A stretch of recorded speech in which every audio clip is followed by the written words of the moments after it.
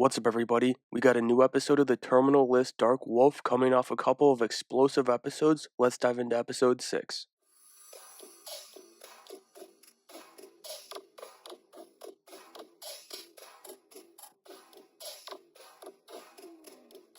I gotta be honest, the first 10 minutes or so for this episode felt like an entire hour episode in and of itself. Whether it was Rafe, Ben, or Tal, none of it worked. It's the first time that I've really felt that way with this show. Not to say that it's been a perfect show, far from it. I've definitely had my complaints. It's just, it's just been more minor problems among seas of good story beats and performances for the most part. But then it picks up and we get another powerful scene with Taylor Kish and Tom Hopper. That duo is the best thing this show's brought, and it was inevitable for Rafe to get out of there. It wasn't a matter of if, it was a matter of when. He got Reese's compass because he's the show's moral compass, Ben's moral compass. In this mission, it's just too much, especially after attacking friendlies. Also, I couldn't have been more wrong about Haverford, and I admit I wanted to trust her brother, but he's pulling the strings in the Khalid network, working Palpatine style, controlling both sides of the fight. He's got emergency options for the emergency options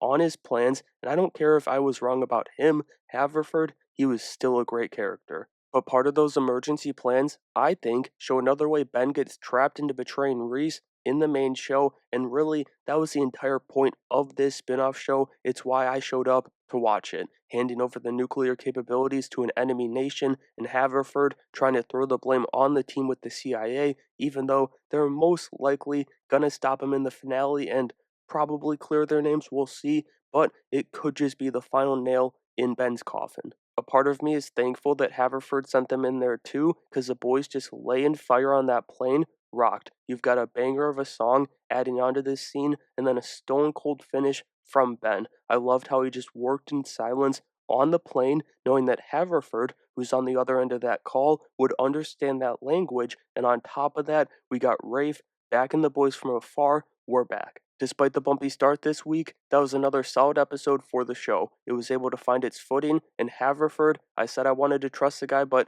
he just kept me going until it was all thrown in my face and I couldn't anymore. I can only say I'm cautiously optimistic for the finale, though. I'm kind of worried at this point that it's going to be a bit rushed with the odd 7 episode season and kind of having only one objective left to complete. But that's going to do it for my review of Dark Wolf Episode 6. Let me know what you guys thought of the penultimate episode, and give me some theories for the finale too that you guys have down in the comments below, and make sure you have a great day.